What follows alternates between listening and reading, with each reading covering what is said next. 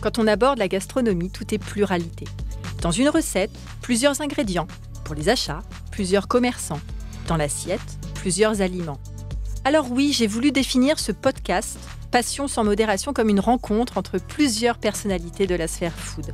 Une vraie tablée souriante grâce à laquelle vous passerez, je l'espère, un très bon moment. Le dénominateur commun, ce sont des convictions et une passion dévorante de mes invités pour le métier qu'ils incarnent sans modération. J'anime, ils s'expriment, elles racontent, vous écoutez et nous partageons une table, ensemble. Au menu de l'émission, une conversation 3 étoiles, des interviews aux petits oignons, des confidences épicées. Oui, un podcast vitaminé comme moi. Mais qui suis-je ? Qui est donc derrière le micro ? Je m'appelle Virginie Legrand, je suis chef à domicile depuis 8 ans et je foisonne de créations nouvelles et audacieuses. Et si, aujourd'hui, ensemble, on laissait caraméliser des cuillères entières d'énergie positive ? Allez, venez avec moi dans les coulisses de la foodosphère. On va se régaler ensemble. Épisode numéro 12 de la saison 2. Les mêmes convictions, les mêmes ambitions, la même passion. Mes invités sont férus de nouvelles rencontres et de nouveaux défis, incarnant le manger vrai, le bien manger dans l'émotion, l'amour du produit et de l'artisan qui s'engage. Je vous promets donc une conversation effervescente. Bonjour, Sophie Boudran-Richter, experte de la méthode MGPEPS et du rééquilibrage alimentaire. Elle vous aidera à concilier de nouvelles habitudes alimentaires avec votre santé. Bonjour Sophie. Bonjour Virginie. Virginie Dara, fondatrice de la Melting Chocolaterie, une marque engagée qui sillonne le territoire africain pour dénicher des grands crus à découvrir. Bonjour Virginie. Bonjour Virginie. Sophie Krebs, fondatrice de Pépite Paris, une agence événementielle engagée qui accueille des entreprises pour des ateliers culinaires façon team building. Bonjour Sophie. Bonjour Virginie. Et David Kolski, électron parfaitement libre, animateur, journaliste, chroniqueur TV radio et créateur de contenu food sur les réseaux sociaux. Bonjour David. Bonjour, vous avez remarqué que je suis seul à pas m'appeler ni Sophie ni Virginie quand même, ce qui est déjà pas mal. Alors David, je te garde. Depuis combien d'années es-tu un homme de radio ? 1996, donc ça fait 28 ans, ouais, non, c'est ça ? Ouais, quelque chose comme ça, ouais. 28 ans que j'ai de la chance de faire de la radio, de la télé, tour à tour. Depuis 6 ans et demi, je suis sur France Bleu à Paris et puis depuis cette saison également sur France 3 Paris. J'avais déjà collaboré à l'époque avec France 3 dans un passé pas si éloigné que ça. J'ai travaillé également sur RMC, sur Europe 1 et puis pas mal de radios musicales également comme Voltage, Vibration, Évasion, beaucoup de radios locales, régionales. Et voilà, comment c'est possible d'être si éclectique en fait ? C'est quoi ? C'est que tu es débordant de curiosité, tu as envie de toucher à tous les univers. Comment ça s'est fait en fait ? C'est juste que faire de la radio ou de la télé, c'est un peu comme être joueur de foot. Tu sais, t'as le mercato à la fin de l'année. En général, soit on te pousse hors du vestiaire, soit on te garde pour la saison suivante. D'ailleurs, il y a souvent des évolutions. Souvent, on change de tranche horaire. Ça dépend également de l'audience qu'on peut avoir. Donc voilà. Et puis après, il y a aussi des envies, parfois, qui font qu'on peut être amené à bouger. Et puis des opportunités. C'est un métier, on va dire, plein d'aventures. Voilà. Okay. Et je conjugue aventure au pluriel. Ah, très bien. Ok. Sophie, alors, la première, Sophie Boudran. Ouais. En quoi le parcours avec MGPEPS a-t-elle changé ta vie, toi ? Parce qu'avant, tu ne faisais pas du tout ça. Ah bah non, moi, ça a été un changement radical, en fait. Avant de découvrir MGPEPS et cette méthode de rééquilibrage alimentaire, j'ai été avocate pendant 20 ans. Donc, ça a été quand même un gros changement. C'est vrai que moi, les problèmes de poids, je connais ça depuis que j'ai 10 ans. Les régimes, je pense que j'avais à peu près tout essayé. Et puis, en 2000, après la naissance de ma 3e fille, en fait, je découvre cette méthode MGPEPS, là, fondée par Marie-Gabrielle Perrin. Je la rencontre, je vais la voir pour perdre mes petits kilos de grossesse. Et en fait, je découvre vraiment une nouvelle façon de vivre, une nouvelle façon de s'alimenter, une méthode intelligente, saine et qui vraiment me redonne une énergie absolument incroyable, qui m'a permis de gérer un job d'avocate à plein temps avec 3 enfants, un mari, de refaire du sport, d'améliorer sensiblement mes performances sportives. Avant, je courais péniblement et là, j'ai vraiment réussi même à faire des marathons. Et j'ai retrouvé un plaisir dans l'alimentation en gardant quelque chose vraiment plein de bon sens. Se dire qu'il n'y a pas d'interdit, mais il y a effectivement du bon sens à mettre en place en se disant je me fais un petit plaisir, je fais un peu attention, je me fais un petit plaisir, je fais un peu attention. Voilà, et c'est vraiment ça qui m'a plu dans cette méthode. Et bon, effectivement, ça a changé ma vie, parce qu'en 2019, du coup, j'ai eu la possibilité d'ouvrir mon ma franchise dans le 6e, 7e, là où j'ai toujours travaillé. Et je me suis dit, allez, on y va, on fonce. J'avais un peu parlé de tout ça à tout le monde, mes amis, un peu toute la famille, tout le monde était au courant, tout le monde me disait quand est-ce que tu ouvres ton truc, allez, et je me suis lancée. Et vraiment, j'entame ma 5e année, c'est sans regret, avec vraiment un enthousiasme toujours débordant, ouais, parce que c'est extrêmement, extrêmement satisfaisant. Et du coup, toi, tu es adepte finalement de ce discours ou déculpabilisant, parce que j'ai reçu pas mal. Alors, est-ce que tu peux nous refaire un point entre diététique, nutritionniste, parce que c'est toujours la confusion en permanence du public un peu néophyte, finalement. C'est vrai que le diététicien, il a un diplôme, il fait des études, il a un BTS, c'est très réglementé, c'est tout à fait qualifié, il n'y a aucun souci. Nutritionniste, il n'y a pas forcément de formation, donc c'est un petit peu vague. Après, il y a les naturopathes. C'est une vraie formation aussi. Et c'est ceux qui sont le plus proches de la méthode MGPEPS parce qu'ils parlent d'associations alimentaires. Et nous, c'est vraiment quand même la digestion et les associations alimentaires, le fondement de la méthode. Et puis après, évidemment, il y a les médecins nutritionnistes qui sont, eux, des vrais docteurs, des vrais médecins. Voilà. Donc après, il y a aussi, en marge de tout ça, énormément de coachs alimentaires qui s'improvisent coach, qui donnent des conseils. Bon, voilà. Il faut faire un petit peu le tri. Nous, on est vraiment sur une méthode très spécifique qui vient des États-Unis. C'est les associations alimentaires. Les seuls qui parlent de cette méthode, c'est effectivement les naturopathes. C'est vraiment les plus... c'est là où, en fait, on peut se former. Mais moi, j'ai été formée à la méthode MGPEPS en particulier. Et voilà, c'est... voilà. Combien Maintenant, de temps tu as été la diététique, ça n'a rien à voir avec MGPEPS. J'ai été formée sur toute l'année 2019. Et puis, je me suis, moi, reformée après... J'ai fait une partie du BTS de diététique sur l'alimentation et la nutrition parce que ça m'intéressait. J'ai fait des modules dans des écoles de naturopathie. Et là, je vais refaire une petite formation de 140 heures dans une école de naturopathie. Parce que voilà, je trouve que c'est quand même intéressant de se former au quotidien. En permanence. Voilà, en permanence. Voilà. Pour performer, voilà. Mais c'est vrai que la différence entre notre méthode et ce que raconte un diététicien, le diététicien classique, il va raconter tout ce qu'on apprend à l'école. Donc, c'est la pyramide alimentaire. C'est un plan alimentaire en disant le matin, il faut manger un fruit, un amidon, enfin un féculent, un laitage, et puis mettre un petit peu de confiture sur ses tartines. À midi, mettre 3 aliments différents, des légumes, un amidon, enfin un féculent et une protéine. Le soir, pareil, nous, on est vraiment sur quelque chose de différent. Parce que les associations alimentaires doivent être respectées et c'est pas forcément ce mélange des 3 à chaque fois. Voilà. Donc, c'est ça la vraie différence avec la diététique classique. Okay. Donc, il y a des alternatives à la diététique classique. Et c'est toi. Et c'est moi. C'est nous, ouais, voilà, c'est MGPEPS, exactement. D'accord. Et du coup, alors je fais la passerelle tout de suite. Le chocolat, Virginie, qu'est-ce que c'est en termes de nutrition, le chocolat? Comment ça s'intègre dans cette pyramide alimentaire, finalement? En fait, sur la partie chocolaterie, ce qui est intéressant, c'est tout le magnésium en fait, qu'on va retrouver dans le chocolat, qui va être très, très bon pour la santé. Et plus on va aller... en intensité importante, plus le chocolat sera intéressant pour la santé. C'est pour ça que souvent, lorsque les personnes qui sont diabétiques, par exemple, vont choisir un chocolat qui est plutôt orienté à un 90, 95, 99, voire 100%, là, on est vraiment sur quelque chose qui est ultra bon pour la santé, exactement. Et après, alors, c'est vrai que lorsqu'on parle d'un chocolat qui commence à 90% de cacao, en tout cas ceux qui vont sur cette catégorie de chocolat, c'est des initiés. Ils connaissent vraiment le chocolat, ils savent exactement ce qu'ils recherchent. Et après, ça va être toute la finesse, tout le travail qui va être fait par le producteur pour vous amener à telle ou telle signature. C'est pour ça qu'il y en a autant qui sont proposés sur le marché. Et si on arrive à trouver un producteur qui maîtrise son savoir-faire, qui sait vraiment faire ressortir le bon goût du cacao, sans avoir trop la problématique d'amertume, d'acidité, qui peut être vraiment rebutante pour l'ensemble des acteurs, enfin des consommateurs, c'est le tiercé gagnant, quoi. Ah, David, il lève la main comme à l'école. Si je peux me permettre. Vous avez le droit d'interagir. Oui. En radio, on lève la main quand on veut Bien parler, sûr. c'est pour ça. Moi, c'est vrai qu'à la radio, on parle souvent des restaurateurs, des producteurs. On parle aussi souvent chocolat dans le cadre de mes émissions, puis également sur ce que je peux faire sur mes contenus sur Instagram. Oui. Moi, j'ai un problème avec l'histoire des 75%, 80%, 85%, 90%.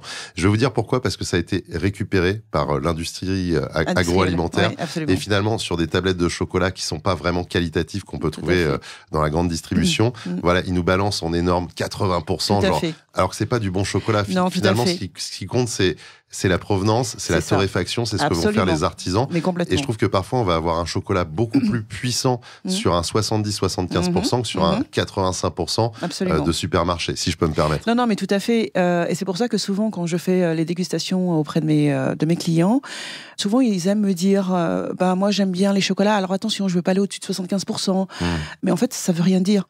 Parce que tout va dépendre du terroir. Vous avez des terroirs. Alors moi, dans mon cas, par exemple, je travaille avec des plantations qui sont de Sao Tomé et Principe, donc c'est au large de côte ouest africaine en face du Gabon, Madagascar, la Côte d'Ivoire, donc on est sur des terroirs complètement différents, mais je peux faire goûter un chocolat qui soit égal en termes d'intensité de cacao, 70%, mais les signatures ne seront pas du tout les mêmes, parce que les terroirs de base ne font pas ressortir les mêmes sensations. Sur Madagascar, on va avoir des fèves de cacao qui sont plutôt typées fruits rouges, donc on aura une certaine rondeur dans le chocolat. Si on va sur Sao Tomé, on aura quelque chose de plus fumé, boisé, épicé. Donc vraiment, en fonction du terroir, on va avoir des signatures qui sont complètement différentes. Et c'est pour ça que, en fonction du palais, en fonction de ce qu'on aime, il y a des personnes qui vont me dire je déteste Sao Tomé parce que je les trouve trop fumées, peut-être trop intenses dans la signature. Et par contre, Madagascar me correspond plus parce que plus doux, plus rond, plus. Donc ça dépend vraiment des palais. On est d'accord que Madagascar, ça reste très bien. Alors, j'aime beaucoup ce qui se fait partout ailleurs, mais si Patrick Roger, notamment, travaille sur le chocolat de Madagascar. Absolument. C'est que ça reste quand même quelque chose de. C'est quand même un des meilleurs. Valeur sûre. Il fait pas que. Mais il aime bien Madagascar. Il aime bien Madagascar, c'est vrai, absolument. Il fait du très très bon travail. Il n'y a pas de débat, absolument. Mais il y a quand même de très très belles signatures ailleurs, très sincèrement. Si vous allez sur l'île de Sao Tomé, on est sur, ça fait partie des meilleures plantations du monde. Je suis d'accord. Le terroir est extrêmement riche. Il apporte vraiment cette qualité supérieure. Et d'ailleurs, la plantation avec laquelle je travaille a remporté des prix extrêmement prestigieux dans le chocolat. Ils ont été médaillés d'or, d'argent 2021, 2022 sur le chocolat noir, chocolat au lait. Concours international AFPA, qui récompense justement les producteurs qui maîtrisent le savoir-faire dès lors qu'ils plantent la fève de cacao jusqu'à la transformation sur leur territoire. C'est vraiment important. C'est drôle parce que j'ai reçu Philippe Juglar ici, de l'AFPA. Ah, c'est vrai ? Oui. Ah, génial. Ouais. Ah, bah ouais. Moi, j'avais fait une dégustation avec lui de thé. Ah, tout à fait. Oui, c'est génial ce qu'ils font. Donc l'AFPA, c'est l'agence pour la valorisation des produits agricoles. Exactement. Et à l'origine. Mais ils sont tous ces chocolats là, à goûter. Alors, je devais les apporter et je les ai oubliés. Il y a un souci. Je veux pas dire, mais... Bon, on va revenir. Du coup, Virginie, comment tu construis la collaboration avec les plantations ? Comment ça se passe ? Alors, au départ, j'aime pas le chocolat. Enfin, j'aimais pas le chocolat. On part de très, très loin. J'ai lu ça sur ton site, j'ai trouvé ça génial. Effectivement. Et encore, je le dis depuis peu, parce que souvent, quand je le disais, les gens me regardaient avec des yeux ronds... Comment c'est possible qu'elle n'aime pas le chocolat ? Mais il y avait une raison très simple et très très précise, c'est que je détestais, mais vraiment je détestais l'amertume, l'acidité qu'on pouvait retrouver dans le chocolat pendant la dégustation et surtout après. Je comprenais pas qu'on puisse apprécier en fait de manger quelque chose qui, pour moi, en tout cas, n'apportait pas de plaisir. Et c'est parce que j'ai rencontré un producteur de Sao Tomé qui m'a fait découvrir son chocolat. Et là, ça a été une révélation absolue.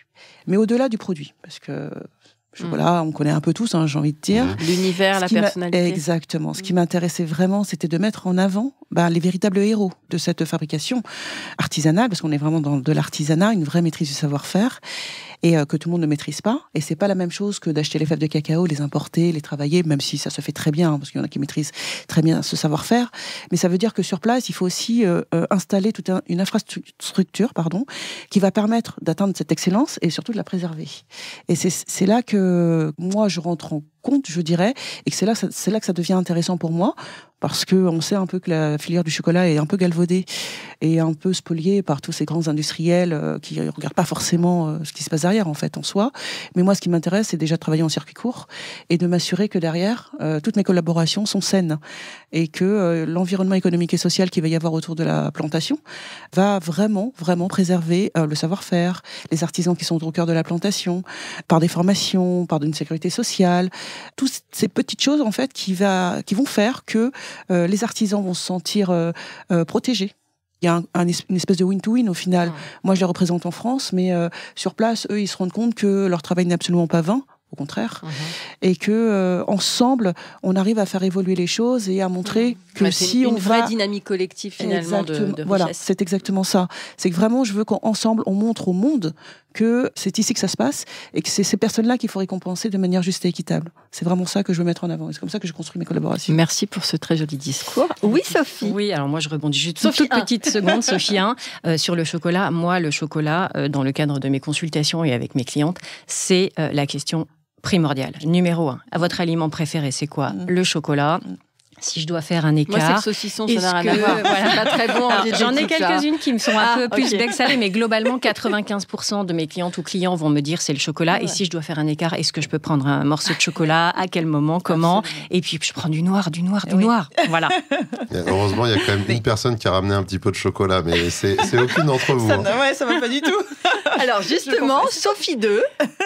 Donc, nous, on s'est rencontrés bien avant que tu crées Pépite, mais parle-nous de ce lieu Pépite. Pourquoi Pépite et qu'est-ce qu'on y trouve dans ce très joli lieu incarné? La transition est très très facile parce que la raison pour laquelle j'ai lancé un lieu événementiel, c'était pour révéler les talents. Donc ça fait écho à ce que tu viens de dire, Virginie. Ouais. J'avais par le passé été en charge d'un site de chef à domicile et j'avais eu des crushs professionnels pour des chefs hyper talentueux qui étaient très bons, très communicants et qui savaient partager leur passion à la folie et qui, je trouve, n'étaient pas rémunérés à leur juste valeur et qui avaient beaucoup de potentiel et de territoire d'expression qui n'étaient pas assez mis en valeur finalement.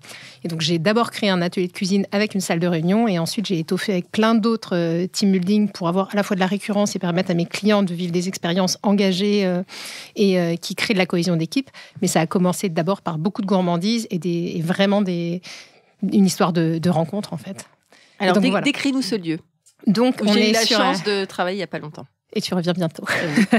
Donc, j'ai un lieu qui se trouve au pied de la Fontaine Saint-Michel, dans une petite rue piétonne très joliment appelée la rue de l'Hirondelle. Et donc, j'ai 85 mètres carrés avec d'un côté une salle de réunion qui se transforme en salle de dégustation et puis une cuisine équipée qui permet d'accueillir entre 10 et 20 participants. Le bonheur. 3 îlots. Hyper équipés, tout est sur roulette. Donc, en fonction du nombre de personnes, on a toujours l'impression que la configuration est faite pour son groupe et que c'est du sur-mesure et c'est intime, c'est chaleureux et c'est sincère. Enfin, il y a beaucoup de sincérité et de joie dans l'équipe et c'est partagé. Et puis après, évidemment, on révèle les talents des artisans, des producteurs qui nous entourent. Donc, mes beaux légumes, ils viennent de chez Terroir d'Avenir ou d'Au bout du champ. Mes épices de chez Chira. Enfin, il y a toute une sélection par défaut des talents qui sont autour de nous et qui font que la proposition, elle est sincère, mais elle est aussi hyper qualitative. Et donc, on a cette mission, je me suis donné cette mission pour l'agence dès le premier jour. Sur mon business plan, c'est encore écrit. C'est vraiment écrit, je veux monter une agence engagée et solidaire. Et donc, du coup, c'est engagé par les produits et par les liens effectivement durables et vertueux que j'entretiens avec l'écosystème. Et solidaire parce qu'au-delà de bien travailler, etc., il y a ce souhait de redonner un peu. Donc, il y a effectivement pas mal de prestations pro bono. Il y a aussi beaucoup de rediffusion et de redistribution. Ça arrive qu'on fasse des bouquets juste pour les offrir, même pas pour les garder. Donc, les clients payent une prestation pour offrir des bouquets pour des femmes qui ont connu une grande joie dans une détresse d'habitude. Enfin, on fait des kits d'hygiène, savon solidaire avec savon, déodorant ou autre. Donc, au-delà de la cuisine, il y a vraiment cette notion de aussi faire bien et puis montrer un peu de générosité. Et quand les entreprises peuvent participer à ça, profitons-en, quoi. Ça permet de démultiplier. Absolument. Mais on voit l'expérience du team building parce que direct, elle arrive avec des chocolats, des bonbons. Tout de suite, il y a une vraie cohésion qui se fait autour des micros, quoi. Non, mais ce qui était très intéressant, c'est que moi, j'ai eu la chance de faire donc un team building au mois de décembre avec un club d'entrepreneurs de femmes qui s'appelle Femmes qui bougent. En fait, je leur avais offert, parce que j'avais fait sur LinkedIn un concours pour faire gagner une team building. Et en fait, elles ont été scotchées. Tu sais qu'elles m'en parlent encore. Là, j'ai fait un podcast avec une des nanas de Valérie, notamment, qui dans le podcast, me disent « Ah oui, cette expérience-là, le lieu est hyper chaleureux, rempli d'authenticité. » Bon, après, voilà, moi, je l'ai aussi animé avec mon énergie caractérisée. Mais c'est vrai que moi, en tant que chef, je trouve que c'est un lieu qui est canon et c'est pour ça que voilà, on enclenche un partenariat toutes les deux parce que comme tu dis, un vrai territoire d'expression. Donc moi, j'arrive avec pas grand-chose finalement parce qu'il y a tout le matériel sur place et qu'après, je laisse aussi la liberté aux uns et aux autres d'exprimer leur créativité, de moi les guider, les driver. Et moi, c'est mon premier parcours. Je ne sais pas si vous le savez, mais je suis une ancienne prof de lettres. Donc du coup, cette idée de transmission, de pédagogie, pour moi, c'est hyper important. Donc voilà, donc j'adore ce lieu. Ouais, je m'y plais beaucoup aussi. Voilà. On a je me suis dit, il faut que Sophie elle vienne en parler. Donc, je suis ravie. Merci pour l'invitation. Je t'en prie. David, alors, sur Instagram, oui. Toi, tu es un influenceur et un foodista. On dit ça aussi pour les hommes, foodista je sais pas. Moi, je dis déjà créateur de contenu. Il paraît que c'est mieux qu'influenceur parce qu'influenceur, ça fait genre on bronze à Dubaï en string. Et puis alors la dernière fois que je me suis mis en string, je pense que c'était pas une réussite du tout. Non, blague à part, oui, je fais un petit peu d'Instagram parce que comme j'ai l'occasion dans le cadre de mes missions et de la préparation de tous les contenus qu'on fait à la radio, de tester pas mal de restaurants, j'ai commencé à partager un peu de photos sur Instagram. Et puis, du coup, tu te fais repartager sur les chefs. Le compte a un peu gonflé. Et depuis, j'essaye de partager plus régulièrement. Après, c'est pas une activité que je fais à plein temps. C'est très chronophage de poster sur Instagram, que ça soit des photos, des vidéos. Mais j'essaye quand même d'en faire pas mal, sachant que moi, je mets surtout beaucoup de stories, en fait. C'est-à-dire où je partage un petit peu ce que je fais au quotidien. L'immersion, quoi. L'immersion avec David.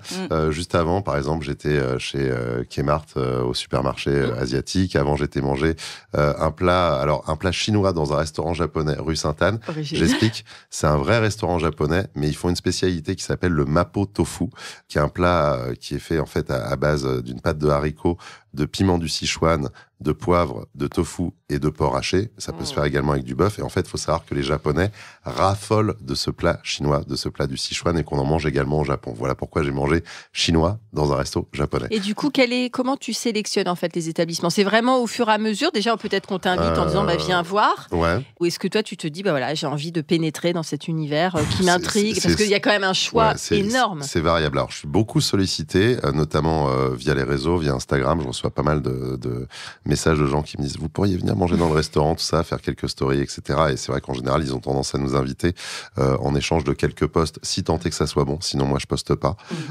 Très bien. J'ai fait un petit peu d'éthique. J'ai fait de la critique culinaire pour un très gros site que je ne nommerai pas il y a quelques années. J'ai arrêté parce qu'il y avait des conflits d'intérêts vu que en fait les restaurants faisaient de la pub, payaient des bandeaux pub sur le site. Et un jour, j'ai fait une critique un petit peu assassine sur un restaurant qui était très cher dans le 8e arrondissement et pas bon du tout. Et on m'a dit tu peux refaire parce que en fait ils font de la pub chez nous. J'ai dit non, donc on a arrêté de collaborer ensemble. Mais sur la radio, je fais pas du tout de critique en fait. On fait de la recommandation d'adresse. Si c'est bien, on en parle. Si c'est pas bien, on n'en parle pas, ou alors éventuellement je repasse tester l'endroit, parce que faut bien se dire qu'en fait on peut tous rater sa mayonnaise, on peut tous rater une cuisson. Parfois il y a des équipes, surtout en ce moment, l'hôtellerie-restauration cherche à peu près un peu tendu. Ils cherchent 500 000 paires de bras en France. Donc c'est vrai que parfois il y a des services où ils vont manquer de personnel en salle, donc un peu d'indulgence, ou dans la cuisine. C'est ça que tu veux dire. On peut tous se louper, et en fait si tu fais une critique un peu dure, c'est ce que font certains de mes confrères, notamment dans la presse, et je leur reproche pas, c'est leur métier d'être critique. Mais en fait, quand tu assassines un restaurant et que tu vides la salle, derrière, il y a des emplois, il y a des gens qui ont investi. Donc, nous, on fait pas ça. On fait de la recommandation d'adresse. Donc, oui, je suis sollicité soit par des attachés de presse dans le monde de la gastronomie qui m'envoient des petits mails à la radio, également beaucoup sur Instagram. Ça m'arrive aussi souvent de rentrer dans des restaurants parce que je me dis, tiens, ça a l'air sympa. J'aime bien tester aussi des comptoirs de street food. En fait, je fais de tout, de la street food aux étoilés, en passant par des brasseries, des restaurants d'hôtels, de palaces. Voilà, moi, j'aime bien manger un petit sandwich, même sur un comptoir où il n'y a pas de chaise, et poser ma canette sur une poubelle qui est à côté. Ça me dérange pas du tout. J'aime bien être très bien installé dans un beau restaurant avec un service incroyable, surtout qu'on a de belles écoles à Paris qui forment de nouvelles générations dédiées au service. Je pense notamment à Ferrandi, mais il y a d'autres écoles de cuisine incroyables comme l'école Le Nôtre qui a ouvert du côté de Rungis il y a pas très longtemps, le campus du CAS à Meudon qui est très beau aussi. On a beaucoup d'écoles, je vais en oublier, donc je veux pas me fâcher avec qui que ce soit, donc pardon pour celles et ceux que j'oublie, mais voilà, on a beaucoup de grands chefs à Paris, et c'est vrai qu'il y a vraiment énormément de choses à tester. Moi, je parle que de la région Île-de-France. Il faut savoir qu'on a à peu près 18 000 restaurants, si on compte tout, sur Paris et la région. Paris étant la ville du monde, visiblement, où il y a le plus de restaurants. Voilà. Et tu parlais de Lyon aussi. Alors Lyon, c'est le plus de restaurants par habitant. Ouais, c'est incroyable. Voilà. Faut savoir qu'il y a beaucoup de c'est le berceau aussi de la gastronomie française. Les bouchons. C'est vrai qu'il y a les halles Paul Bocuse. Moi, quand je vais à Lyon, je crois que j'y passe tous les jours dans ces halles, ne serait-ce que pour aller chercher un petit bout de saucisson chez Bobos, par exemple, ou alors des quenelles avec une petite sauce. Non, mais c'est vrai que c'est formidable, Lyon. Et après, là où il y a le plus d'étoilés, c'est au Japon, du côté de Tokyo, parce qu'ils sont fans. Ils sont fans de notre gastronomie. gastronomie. Et aujourd'hui, quand tu vas dans les écoles de cuisine, c'est vrai que tu vois beaucoup de Japonais. Les concours sont beaucoup souvent... de Japonais, ils nous ont raflé beaucoup de prix ces derniers temps, mais parce que ils sont compétitifs et ils sont fans de notre gastronomie, sachant qu'ils vont twister ça à leur sauce. Et on a beaucoup de chefs qui sont dans les restaurants. Il faut savoir qu'aujourd'hui, il y a beaucoup de Japonais, mais également de Coréens, de Thaïlandais qui travaillent dans les cuisines à Paris. Beaucoup d'Italiens également. C'est vrai que nos voisins italiens, et pas que pour faire de la cuisine italienne d'ailleurs, mais sont dans les restaurants à Paris. Et puis, on va pas oublier également tous les Sri Lankais, Pakistanais également qui sont là pour faire la cuisine, parce que c'est un métier qui est dur. Et même s'il y a encore beaucoup de Français qui ont envie de faire ces métiers-là, on manque de monde quand même. Je le redis. C'est parce que c'est dur qu'on manque de monde, parce qu'il faut se lever tôt, parce qu'il faut rester debout. Tu sais de quoi tu parles. Je sais exactement de quoi je parle et que c'est très fatigant. Alors là, on parle du côté physique, mais après, bien sûr, il y a le côté aussi mental, moral, les coups de pression pour servir chaud, de faire des jolis dressages, de penser à la clientèle qu'on doit. Alors moi, c'est différent, je suis pas en resto, mais je suis quand même sur le même mode. Donc oui, c'est un métier dur. Moi, j'ai beaucoup de copains chefs qui effectivement luttent pour trouver des brigades dignes de ce nom. Je pense qu'on manque un peu de sens de l'effort. Donc on appelle aux Français au sens de l'effort. Parce que quand même, franchement, je veux pas dire, mais la gastronomie, quand même. Bon, on est censé être numéro 1, même s'il y a beaucoup d'autres gastronomies qui sont magnifiques. Moi, j'aime beaucoup la gastronomie chinoise. C'est 5000 ans d'histoire, c'est plusieurs grandes régions. C'est aussi en adéquation avec la taille du territoire qui est immense, mais c'est vrai que c'est une gastronomie que j'aime beaucoup. J'ai envie de dire les gastronomies chinoises, puisqu'il n'y en a pas qu'une seule. On mange pas la même chose qu'on mange cantonais, pékinois, voilà. C'est très différent. D'ailleurs, la gastronomie chinoise est hyper bien représentée à Paris et pas que dans des petits restaurants dans le 13e.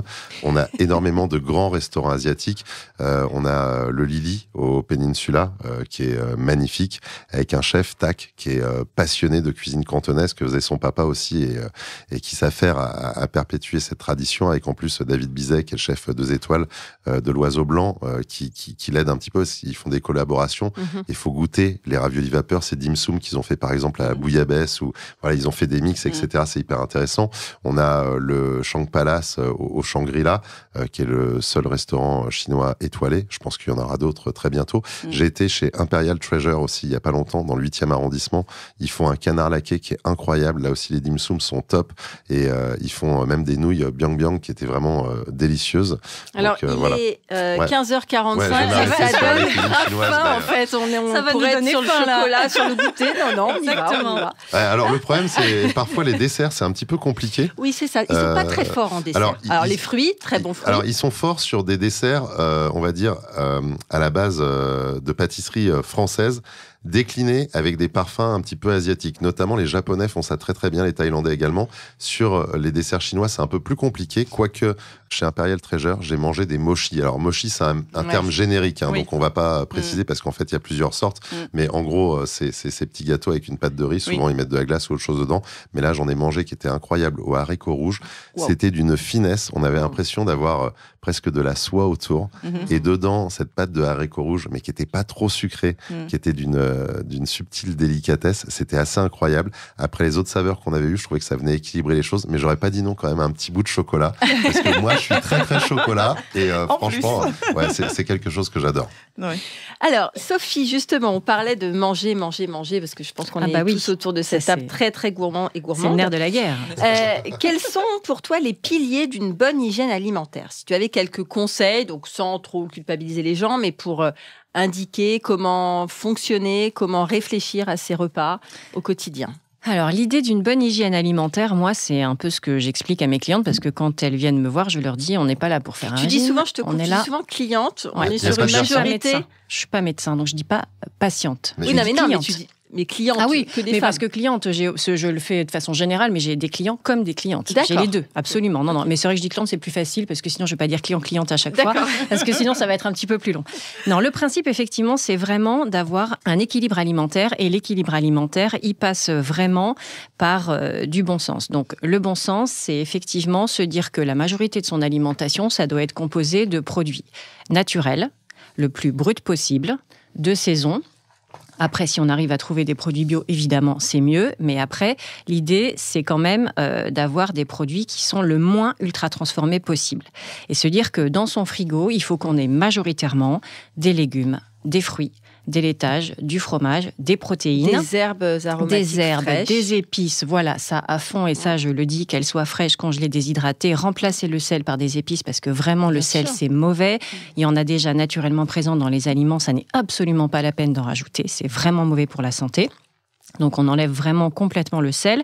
Mais voilà, il faut quand même qu'on arrive à cuisiner gourmand, surtout des produits que les gens n'ont pas l'habitude de cuisiner. Quand on leur dit il faut que la base de votre alimentation, pour qu'elle soit équilibrée, il faut que ce soit avec des légumes, les gens disent oui, les légumes, je vais faire des pommes de terre, du riz, des carottes. Allô.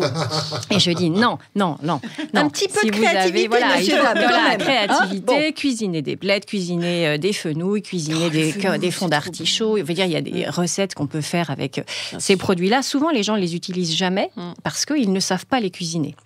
Et donc, il faut apprendre ça. Ils ne vont pas chercher les infos non plus. Non, ils ne vont pas, parce qu'aujourd'hui, on peut trouver des recettes partout, c'est quand même facile. Mais ils n'ont pas le réflexe. Ouais. Ils n'ont pas le réflexe, ils n'ont pas l'idée. Et puis, c'est vrai qu'on va toujours au plus simple. Et un des grands drames de notre société aujourd'hui, c'est qu'en fait, on mange toujours la même chose. Et on cuisine toujours la même chose. Quand on a la tête dans le guidon, quand on travaille, quand on est mère de famille ou quand on a un job assez prenant et qu'on rentre tard le soir, on va au plus vite. Et c'est vrai que faire des pâtes ou du riz, c'est des facile. Carottes ou éplucher des topinambours, finalement, on épluche, donc on peut varier. Mais voilà, c'est ça. Mais ça prend du temps d'éplucher. Quand je dis que les poireaux, effectivement, il faut les couper si on a envie de faire une petite fondue de poireaux et si on met une petite raie de jus d'orange dedans pour que ça soit sympa ou un petit peu de curry et tout, c'est très bien. Mais ça n'empêche que ça demande, un petit quart d'heure de préparation. Ça cuit en un petit quart d'heure. S'il faut compter une demi-heure le soir. Mon coup de gueule, j'ai un petit peu de mal avec ce côté. On n'a pas le temps, du coup, on mange pas. Moi, je dis, vous prenez le temps. Prenez-le. C'est déjà la moitié du travail. C'est déjà la moitié du travail de préparer. Déjà, vous faites vos courses, vous choisissez vos légumes. Quand vous êtes passé devant un rayon, vous n'avez pas pris d'endives depuis une semaine, vous vous dites, allez, j'en prends, je vais essayer de trouver une petite recette. Parce que ça fait longtemps qu'on n'en a pas mangé. L'idée, c'est qu'il faut vraiment avoir une alimentation la plus variée possible. Et ne jamais manger toujours la même chose. L'équilibre, il est là. Donc, en majorité, on essaye de prendre des produits les plus sains possibles, les plus variés possibles, pour apporter naturellement à son organisme tout ce dont il a besoin, les fibres, les minéraux, les oligo-éléments, les protéines pour les muscles. Et puis après, quand même, pour équilibrer et pour tenir sur le long terme dans un rééquilibrage alimentaire, il faut aussi qu'il y ait des petits plaisirs. Donc, évidemment, un petit carré de chocolat de temps en temps, c'est pas du tout interdit. Un dessert sucré de temps en temps, c'est pas interdit. Saucisson, alors le saucisson n'est pas du tout interdit. On est dans les protéines, ça reste un peu salé, un peu gras, mais encore une fois, du moment que ces petits plaisirs-là sont de temps en temps raisonnables. En fait, c'est ça. C'est quand même, il n'y a pas de secret non plus. Il faut qu'il y ait un petit peu de raison. Mais si on arrive à se faire des plaisirs de temps en temps, franchement, on tient et il y a aucun souci. Et on se fait vraiment plaisir quand on se dit, voilà, je vais prendre du saucisson ou j'ai envie de manger une pizza 4 fromages. Mangez votre pizza 4 fromages. Après, moi, ce qu'il faut apprendre, c'est savoir avec quoi manger la pizza 4 fromages, avec quoi la boire, ou alors effectivement à quel moment de la journée la manger. Parce que la pizza 4 fromages, par exemple, moi j'ai aucun souci avec la pizza 4 fromages, mais plutôt le soir qu'au déjeuner. Voilà, gardez vraiment pour le soir tous les repas les plus copieux, les plus mélangés en termes d'association. Mais on aussi. dit qu'après on dort mal. Mais non, justement. En fait, vous êtes bien alors, calés. Sophie, là, on est en train de déconstruire tous les préjugés. Alors, c'est bien ce que je disais tout à l'heure. En fait, c'est pour ça que je ne parle pas de diététique classique. C'est que je vais, moi, à l'encontre de tous les... Très bien. Faut briser de toutes les idées reçues. On mange... de façon importante, le repas principal, c'est le soir. Voilà. Là où on peut mélanger le plus d'aliments et manger en plus grande quantité parce que vous avez toute la nuit pour digérer votre dîner. Et votre corps n'a que ça à faire. Les organes se régénèrent, vous dormez. Et on voit bien qu'après un gros repas, on est fatigué parce que la digestion prend énormément d'énergie.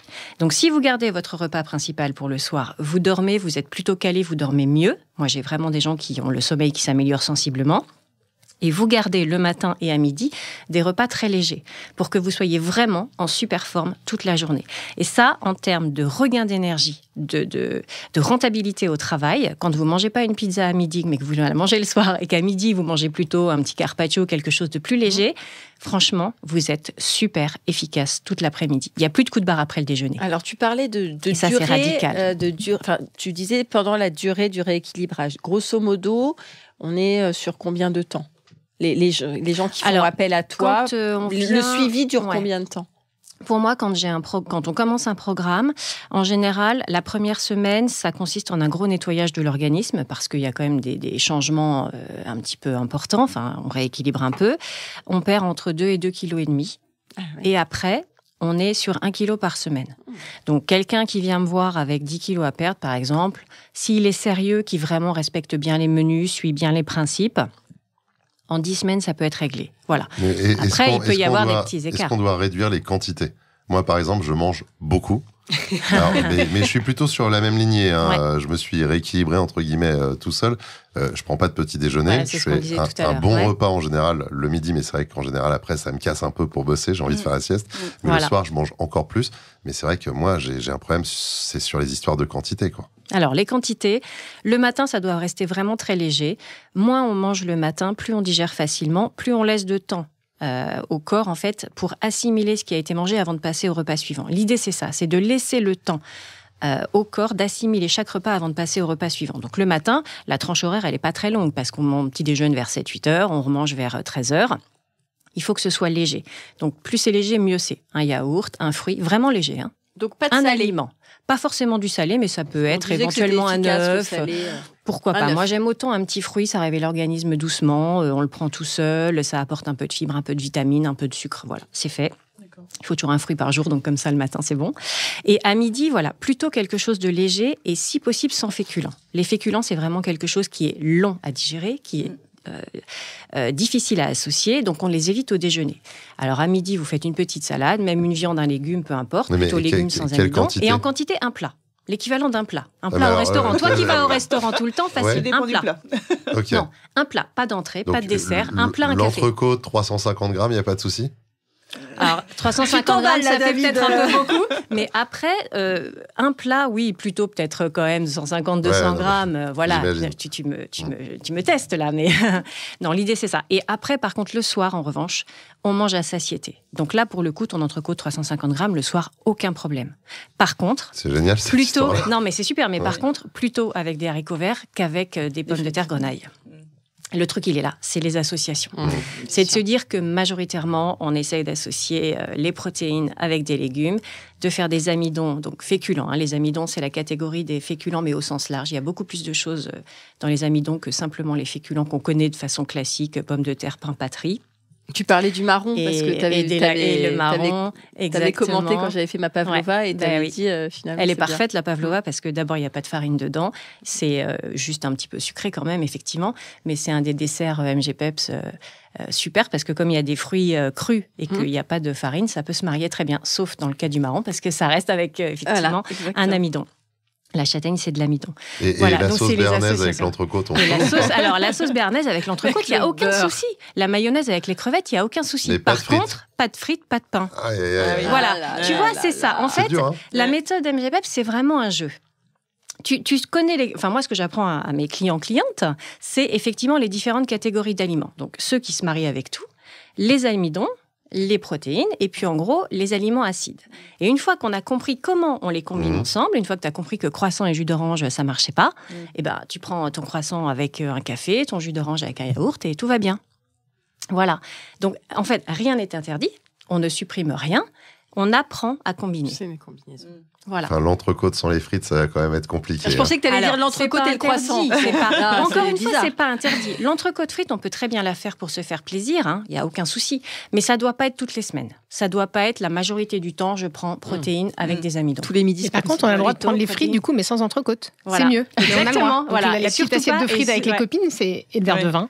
Léger, tranquille. Rouge. Alors, du coup, assiette de frites, ok, mais attention, vin rouge uniquement et pas de mayo, pas de ketchup. Ça marche. Il y a plein de règles en fait. Voilà. Ah mais oui, c'est ça. Non, mais c'est ça. Alors, une fois qu'on a compris, au début, on tâtonne un peu. Et puis, une fois qu'on a compris, c'est comme un jeu.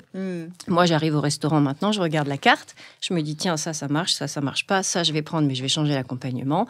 Ça, c'est bon, voilà. Et le dessert, très souvent, comme le sucre est quand même un peu l'ennemi, en tout cas, il faut le réduire au maximum ou en prendre que du bon. Je prends toujours l'assiette de fromage. Oui, ça, c'est quand même la bonne solution. Mais sans pain. Mais sans pain. Ouais. Exactement. Et sans vin ? Ça y est, je suis. Ah non, vin rouge. Non, on a ce que je disais tout à l'heure, on a droit à un verre de vin rouge tous les soirs. Donc ça, c'est quand même un truc qui est assez sympa. Parce que même quand on a un dîner qui n'est pas forcément hyper folichon, un petit légume avec une petite protéine, Et puis on se dit, allez, de toute façon, je mets un petit verre de vin rouge. Ça agrémente agréablement le dîner. S'il n'y a pas de frustration, c'est ça qui permet de faire durer. Et puis de l'inscrire dans la routine du quotidien. Et après, une fois qu'on a fait ce programme qui est peut-être un petit peu sérieux, parce que le but, c'est quand même effectivement soit de mettre fin à des troubles digestifs, ça c'est vraiment très important et les associations le permettent vraiment, soit de perdre du poids. Après, c'est quand même une nouvelle hygiène de vie qu'on met en place. Donc, c'est quelque chose qu'on fait sur le long terme. On ne remange pas comme avant après. Sinon, évidemment, on reprend tout, ça ne sert à rien. Voilà. Mais savoir qu'on a quand même la possibilité au restaurant de choisir des plats qui sont sympas, de prendre effectivement l'entrecôte avec la béarnaise. Moi, c'est pas forcément les frites qui vont me faire rêver, mais la béarnaise et l'entrecôte, oui, c'est sympa. Voilà. Mettre des haricots verts avec, c'est pas un souci. Ou une petite salade verte, pourquoi pas. Après, j'ai du fromage. Franchement, c'est chouette. Voilà. Et donc, sur le long terme, quand il y a des petits plaisirs, après, espacer. En fait, le secret, il est là. C'est de temps en temps. Et on tient. Alors, non. À chaque fois qu'on grignote, en fait, dans la journée, entre les repas, on redéclenche une digestion. Et l'idée, vraiment, c'est que entre chaque repas, il faut que le corps se repose, qu'il ait le temps d'assimiler ce qu'il a mangé avant de passer au repas suivant. Donc, à chaque fois qu'on grignote un truc, que ce soit un petit spéculoos à la machine à café, un carré de chocolat, on redéclenche une digestion. Plus ou moins importante, qui va se digérer plus ou moins vite. Mais l'idée, c'est vraiment de faire 3 ou 4 repas par jour. Et j'en veux pas à Sophie d'avoir apporté des petits chocolats. On n'est pas obligé d'en prendre. Mais là, il y a des carambars et des chocolats vides. On me pousse les emballages de chocolat vides comme si c'était moi qui avais tout mangé. J'en ai mangé qu'un seul. Alors, Sophie, justement, toi, les menus que tu crées, c'est les chefs qui les créent. Quels sont les supports sur lesquels tu te fondes pour proposer à tes clients des menus en mode team cooking? Alors, on est déjà sur des menus qui sont tous zéro déchet, parce que par défaut, nous ne cuisinons que des fruits et légumes de saison. Donc, nous, c'est un kiff d'aller sur le marché, de se dire qu'est-ce qu'on prend aujourd'hui, et on essaye de transmettre cette même fantaisie, ce même enthousiasme auprès de nos clients. Et donc, pourquoi ils sont bio? Parce que nous, on leur dit aussi, si tu prends des bons produits bien propres, tu n'as même pas les éplucher. Et si tu veux les éplucher, on va en faire quelque chose. Donc, la démarche, elle est plutôt du bon sourcing et de la joie d'aller sourcer les produits du moment. Donc, on ne s'ennuie jamais parce qu'effectivement, sur les étals du marché, on prend ce qu'il y a. Et donc, on ne se lasse jamais de rien. Donc, on ne se lasse pas de tomates parce qu'il n'y en a que 2 mois dans l'année. On ne se lasse pas de courgettes parce que c'est pareil. Voilà. En ce moment, c'est la fête du topinambour, mais j'adore. Donc, les gratins de topinambour, moi, je surkiffe en ce moment. Et c'est bientôt fini, donc j'en profite.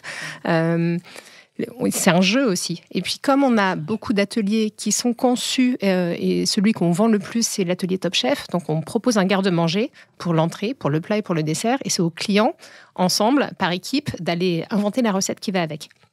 Et donc derrière, c'est un moteur de cohésion d'équipe de folie, parce que les gens parlent d'eux, parlent de leurs valeurs, parlent de leurs souvenirs, de leur Madeleine de Proust derrière, et ils partagent beaucoup plus que juste comment je coupe un légume et qu'est-ce que j'en fais.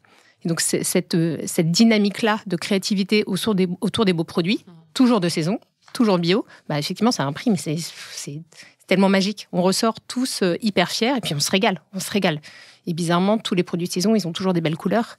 Même un céleri qui est blanc et qu'on voit chez mamie, non, c'est pas que du céleri remoulade. Il y a 10 milliards de façons de le cuisiner chaud, cru, râpé, en purée ou autre, ou dans une soupe. Et donc, on aime bien remettre à l'honneur tous ces légumes, du coup, qui font que chaque repas est exceptionnel et que les clients se disent « Mais qu'est-ce que c'est que ce truc? Je le vois sur le marché, mais je sais pas quoi en faire. » Et j'adore quand on prend les petits choux de Bruxelles et qu'on les effeuille pétale à pétale et on les met sur un risotto avec de la fourme d'Ambert. C'est magique, magique. Si je peux rebondir sur le céleri, tu parlais de tes ateliers Top Chef. Ouais. J'ai été chez un ancien candidat Top Chef qui s'appelle Arnaud Baptiste, qui est un copain. Je suis retourné manger chez lui, là, au Col Vert. Ça se trouve pas très loin de Saint-Germain.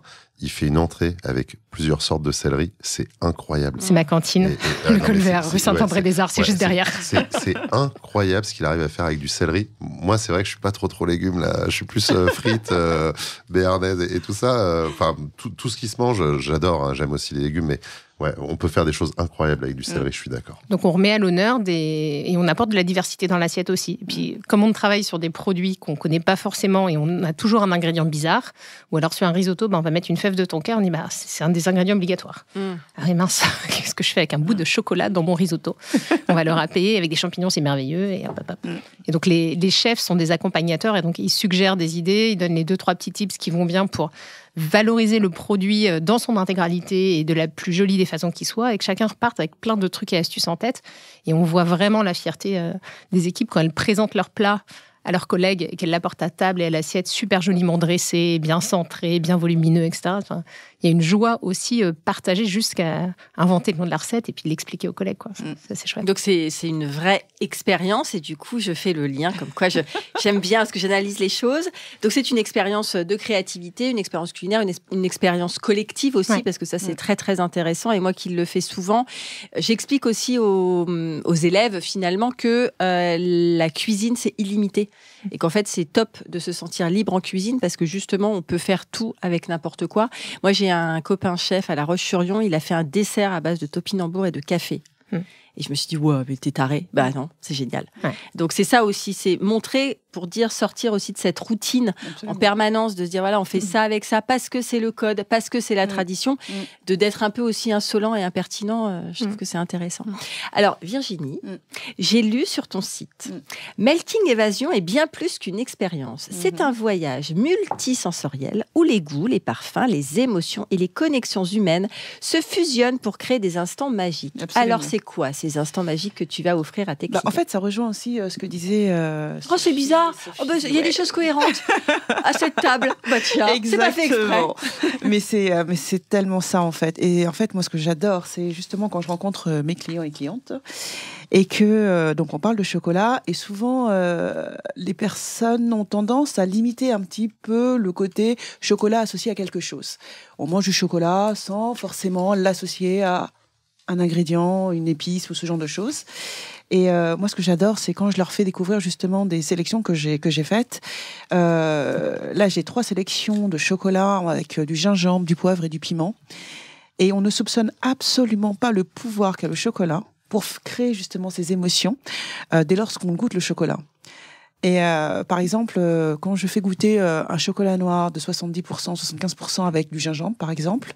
Alors, bien entendu, il faut aimer le gingembre, sinon on passe un mauvais moment. C'est trop bon le gingembre. Mais ce qui est vraiment intéressant là-dedans, c'est de se rendre compte que les équilibres sont tellement bien maîtrisés pour ne pas avoir la sensation d'avoir mangé plus de chocolat ou plus de gingembre, mais de créer cette explosion de saveur en bouche pour justement se rendre compte que, ah oui, si on arrive à associer ce type d'épice qui est, attention, le gingembre, c'est quand même une épice qui est très forte et qui peut très vite prendre le pas sur n'importe quel ingrédient avec lequel il sera associé, et de se rendre compte que le chocolat a ce pouvoir de pouvoir être suffisamment tenace pour tenir tête à ce type d'épice, c'est une explosion absolue. Et de voir le regard des gens lorsqu'ils sont en train de le déguster, de se rendre compte que, waouh, ah ouais, mais j'aurais jamais pensé en fait. Moi, j'ai gagné. Les surprendre, absolument. Les surprendre et finalement attiser leur curiosité, parce que c'est ça aussi qui est intéressant. C'est les sortir de leur zone de confiance, de confort. Pardon. Oui, mais confiance aussi, finalement, c'est très bien. Oui, c'est vrai. Très bon lapsus. Freud te remercierait. Voilà, exactement.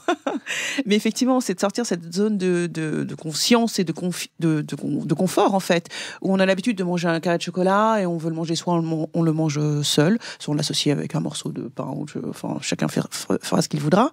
Mais ce qui est vraiment intéressant, c'est de se rendre compte que, ok, maintenant je vais oser associer ce chocolat avec autre chose que le manger tout seul. Et souvent, quand je dis associer par exemple ce chocolat, cette version de cacao avec du café, avec une tisane ou avec un chocolat chaud, ça décuple justement les arômes de l'un et de l'autre. Et vraiment, ça apporte ce plaisir gourmand que l'on prend lorsqu'on prend le temps justement de faire cette petite pause gourmande autour de mets qui soient vraiment d'exception.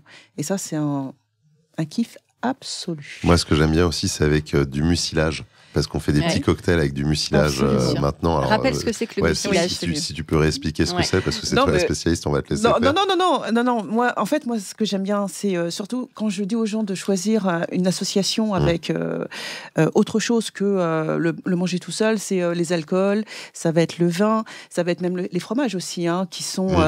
on soupçonne pas que le chocolat et le fromage, ça fonctionne très, très bien, parce que la puissance qu'il peut y avoir avec les grands crus de fromage, comme le Roquefort par exemple avec le chocolat noir, ça décuple en fait les arômes des uns et des autres.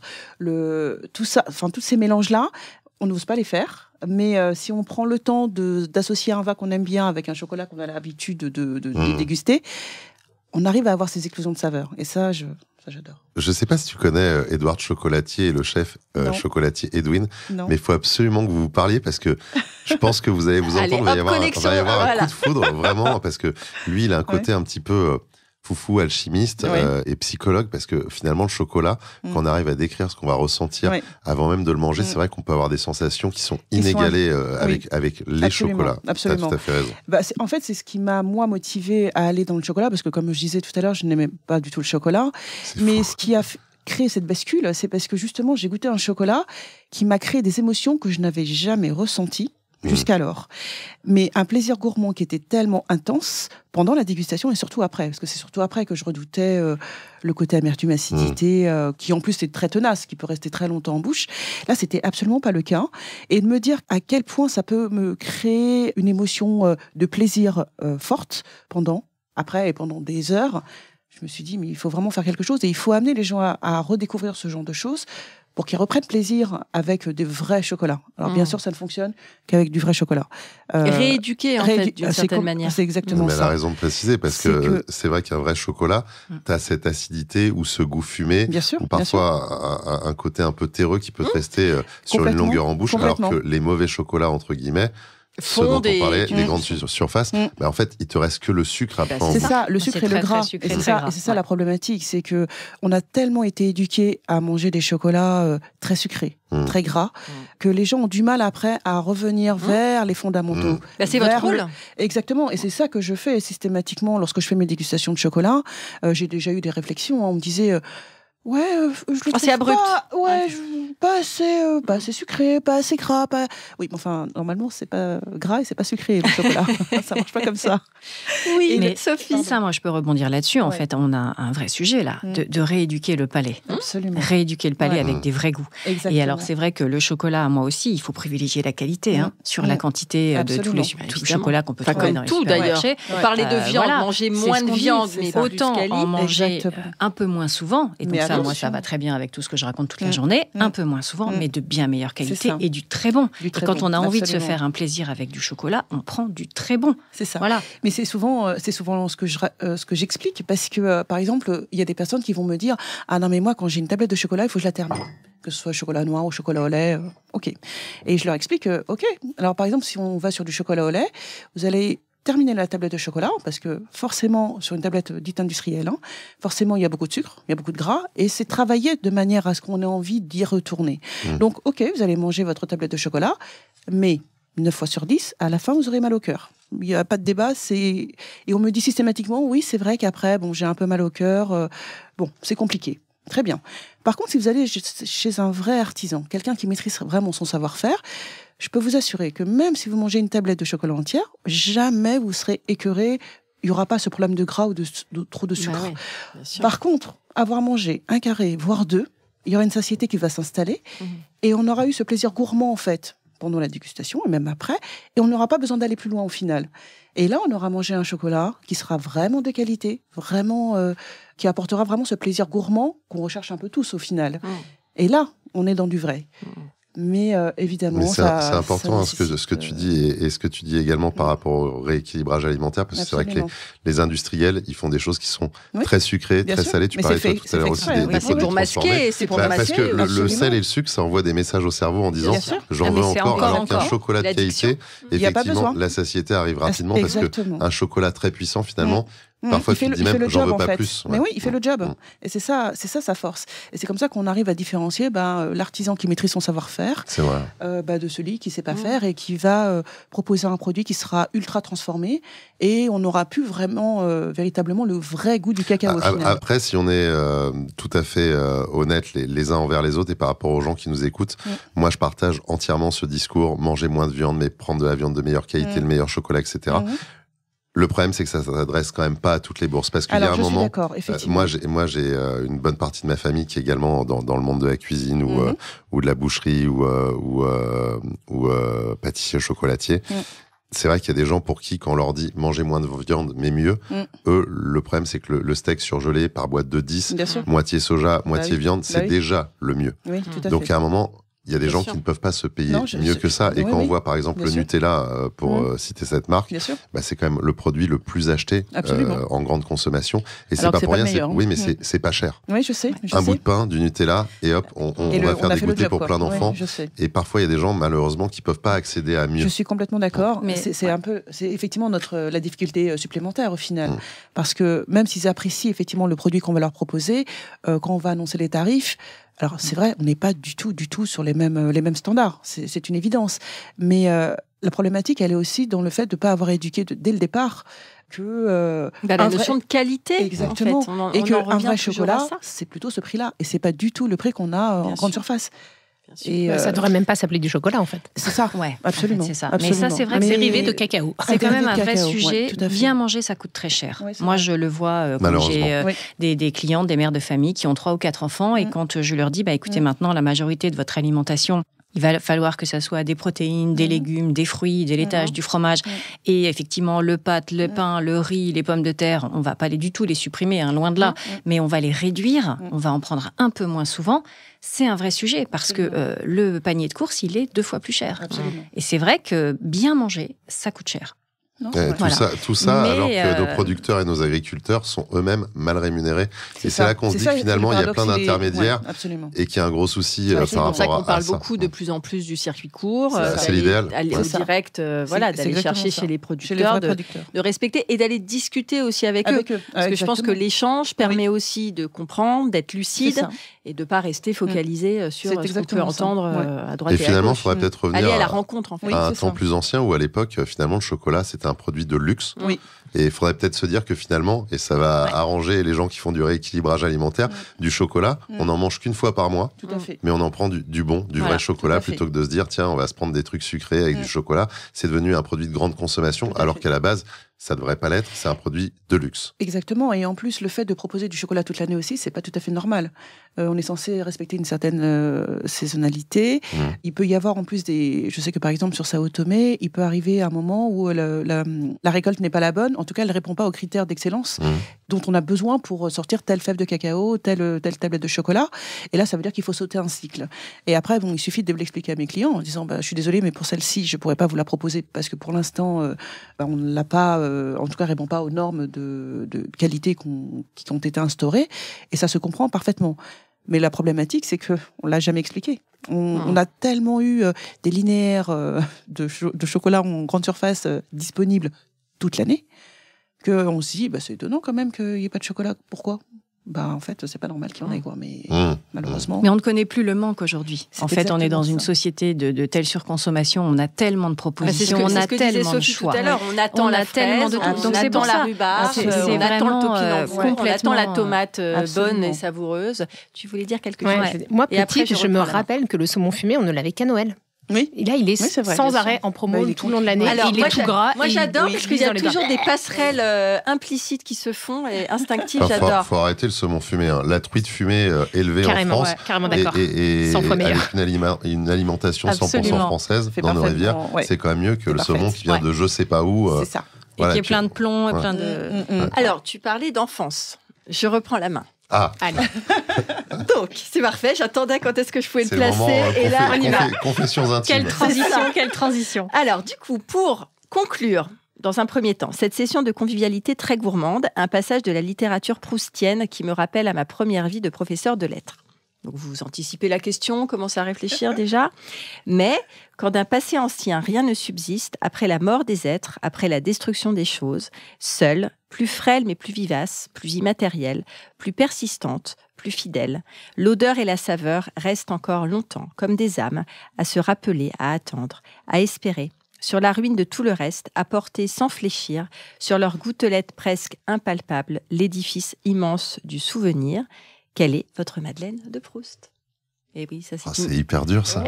C'est une question que je n'envoie jamais à l'avance. Alors moi, la Madeleine de Proust, je l'ai. Je crois que ça vient tout de suite. Sophie. Moi, ça vient tout de suite. J'ai passé mon enfance dans la cuisine de ma grand-mère. J'étais la seule fille avec que des garçons autour de moi.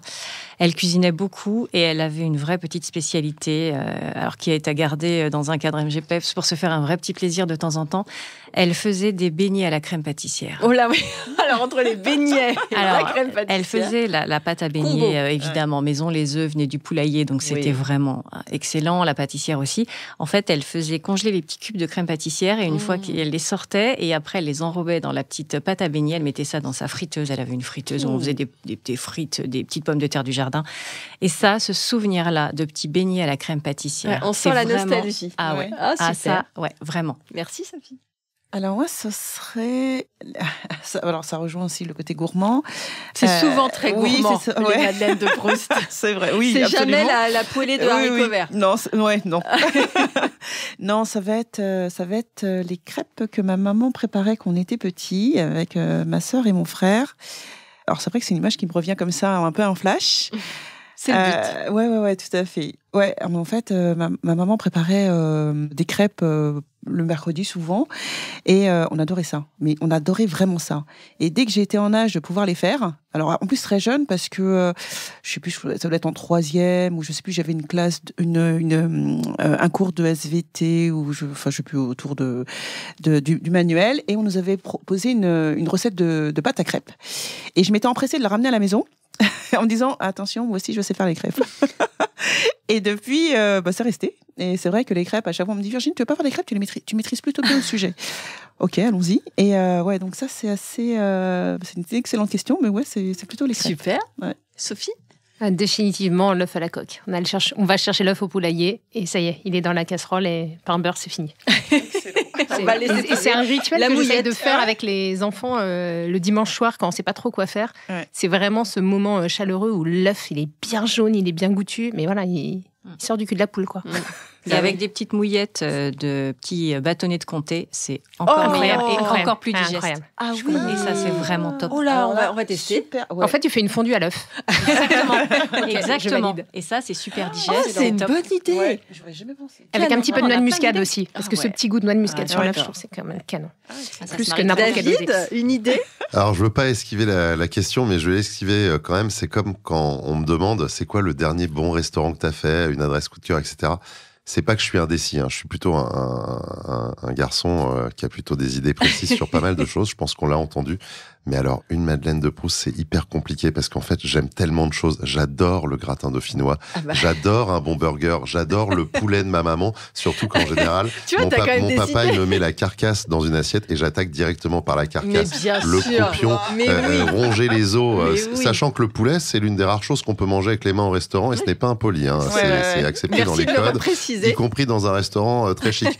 Voilà, mais j'adore tellement de choses, c'est hyper compliqué, les frites. J'adore manger chinois. Quand j'ai un coup de déprime, je vais dans un restaurant asiatique, je me prends une soupe sichuanaise avec des nouilles, un peu de bœuf, beaucoup d'épices. J'adore aussi. J'aime manger tellement de choses. Je peux pas répondre à un truc, mais c'est en pas fait, possible. déjà J'aime répondu. manger du chocolat. Non, mais t'as déjà répondu compliqué. parce qu'en fait, l'idée de Proust, c'est l'émotion. En fait, que la gastronomie ou que la nourriture, l'alimentation crée en toi. Ouais, et là, en l'espace de 3 minutes, on l'a. Ouais. Ah mais de toute façon, ma vie n'est faite que de ça. Toutes mes émotions, toutes mes pensées vont vers... alors, je pense aussi quand même un peu à mes enfants et à ma famille, mais je pense surtout à manger. Et d'ailleurs, à la maison, et c'était déjà le cas quand j'étais petit, la première chose que je me demande après avoir fini un repas, qu'est-ce que je mange plus tard ? Qu'est-ce qu'on mange au prochain repas ? Sophie, et mes enfants sont pareils. Je voulais connaître la tienne. C'est quoi ta madeleine ? Alors, ça ressemble. C'est les bugnes de ma grand-mère Janine, qui est la maman de mon papa, qui va avoir le 18 février 99 ans. Wow. Et qui pète le feu toute seule parce qu'elle boit son petit punch à l'orange et son petit verre de vin. Et quand j'y vais, même à 11h, Virginie, tu veux du punch ? Voilà, donc mamie Janine, génial. Je te dédie ce moment. Génial. Et donc, c'était les bugnes qui étaient là aussi hyper gras et après enrobé d'un bain de sucre glace et c'est ce qui identifie mon enfance. Essaye avec de la crème pâtissière dedans. Franchement, c'est vraiment, moi, c'est ce souvenir, cette odeur, je me revois dans ça. Mais dans c'est cette dingue cuisine, parce que cette citation-là, pour moi, elle est hyper importante parce que je trouve que ça ça permet vraiment de cristalliser quelque chose de très fort en nous, parce que finalement, on est ancré dans notre enfance. L'enfance, c'est quelque chose qui est hyper important. Et la gastronomie a joué un rôle. Toi, tu parles de ta grand-mère. Souvent, c'est associé à la grand-mère, à la mère. Là, c'est la mienne, mais moi, je sais que c'est mon papa qui m'a appris la cuisine, ce qui est assez rare. Enfin, c'est souvent les mamans. Et là, c'est plus mon papa. Et donc, c'est vrai que c'est important pour moi de poser la question à tous mes invités, et tous me foutent les frissons à chaque fois. Alors, 2 autres questions. J'aimerais que vous continuiez cette phrase. Oui, je reprends un petit peu mon côté prof, là, pardon. C'est des formations professionnelles. Continuez la phrase. Pour moi, cuisiner, c'est... Je dirais partager. Pardon, je dirais partager. Le partage. Ok. Ouais. David C'était la meilleure réponse. Cuisiner, c'est le partage. Cuisiner, c'est comme faire l'amour. C'est donner beaucoup de plaisir. En tout cas, on essaye. Non, mais c'est vrai. Je suis pas censuré, là. Je fais souvent des petites capsules. On va choisir cette capsule-là pour mettre sur les réseaux, ce sera pas mal. Non, cuisiner, je suis assez d'accord. C'est un vrai moment de partage, et je trouve que c'est un moment où on oublie tout. Alors, je vais être plus terre à terre, c'est un vrai anti-stress. Moi, c'est mon moment de méditation. J'ai énormément de gens qui me le disent, des clients qui me disent. Alors, j'ai pas l'habitude. Je peux faire un petit bémol. Ça, c'est parce que ça n'est pas votre métier. Parce que quand on cuisine et que c'est notre métier, on a quand même parfois une petite dose de stress. Mais c'est vrai que c'est en extra professionnel. Voilà, en extra professionnel, quand c'est la cuisine de tous les jours, se dire que le soir, on consacre une demi-heure, vous êtes là, on pense qu'à ça, on est dans sa recette, on suit le déroulé, on coupe les légumes, on entend rissoler, c'est un vrai plaisir. Bien sûr. C'est franchement, c'est ludique, ça peut être très rigolo, et c'est hyper satisfaisant parce qu'à la fin, on a un résultat. Moi, mes petits moments rigolos, c'est quand je demande aux enfants de venir couper les oignons, qui vont chercher les lunettes de plongée et qui reviennent avec. Mais on se met voilà, le débat. Mais bien sûr. Voilà. Et tout le monde a répondu. T'as pas répondu? Moi, je plus sois ce que tu dis. Je vote pour l'amour, le sexe et tout ça. Ok, très bien. On est sur la thématique. Il ne faut pas oublier quand même que l'alimentation, on l'a fait aussi, la cuisine, on l'a fait aussi pour se faire du bien. Il ne faut pas oublier ça. Et faire du bien aux autres. C'est quand même vraiment...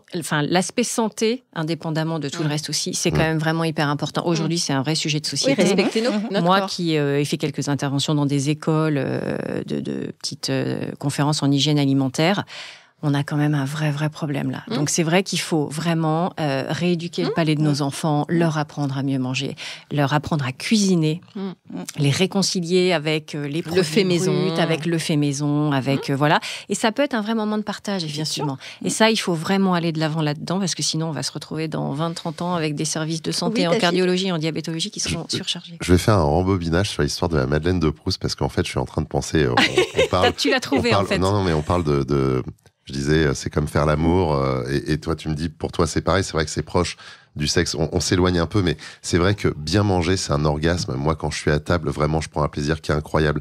Et quand j'étais jeune, je connaissais pas encore les choses de l'amour, mais j'avais 13 ans et je me souviens qu'à l'époque, je disais à mes parents, j'étais fan de Cindy Crawford, top modèle, que j'adulais.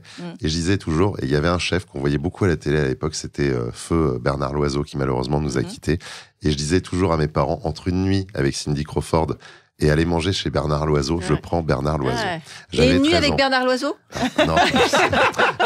Et j'ai eu la chance par la suite, la chance d'aller à Saulieu, manger chez Bernard Loiseau, notamment ces fameuses cuisses de grenouille incroyables. J'y suis retourné par la suite. Et c'est vrai que voilà, si j'ai une Madeleine de Proust, c'est la première fois où j'ai eu la chance de manger les fameuses cuisses de grenouille de Bernard Loiseau. Et si voilà ma Madeleine de Proust. Et j'ai croisé ces filles il n'y a pas longtemps. Alors, si je fais le trait d'union, c'est que moi, j'ai rencontré Dominique. On a fait une soirée ensemble. Et effectivement, Dominique Loiseau, 3 étoiles, qui a tout repris. Moi, chef à domicile, en gros, rien à voir. Et en fait, on s'est beaucoup parlé. Elle m'a dit, mais en fait, Virginie, on fait exactement le même métier. Le dénominateur commun, c'est qu'on donne du bonheur aux gens. On procure du bonheur aux gens.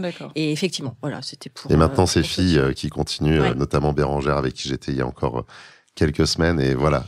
Ma Madeleine de Proust, en fait, c'est un nom. C'est pas... C'est beau. Voilà, c'est Bernard Loiseau. C'est lui, ma Madeleine de Proust. Et je crois qu'il fait partie de ces chefs qui ont suscité cette envie quand je le voyais, parce que c'était un homme, il était totalement animé par ce qu'il faisait. On en a beaucoup d'autres aujourd'hui, mais c'est vrai que voilà, ce monsieur-là, elle est là, ma Madeleine de Proust. C'est très émouvant. Merci, David. Et la dernière question, pas des moindres. Quelle est la définition de la passion, selon vous? Tu parlais d'être animé, mais être animé par la passion, finalement, de la gastronomie. Qu'est-ce que la passion? Parce que ce que je suppute en général quand j'invite les gens, c'est que vous êtes tous des passionnés. Peut-être que je me trompe. Enfin, voilà, j'ai reçu plus de 100 personnes. C'est pas facile de définir la passion. Moi, si je devais garder un mot pour définir la passion, ou plutôt ma passion, je dirais cuisine. Voilà.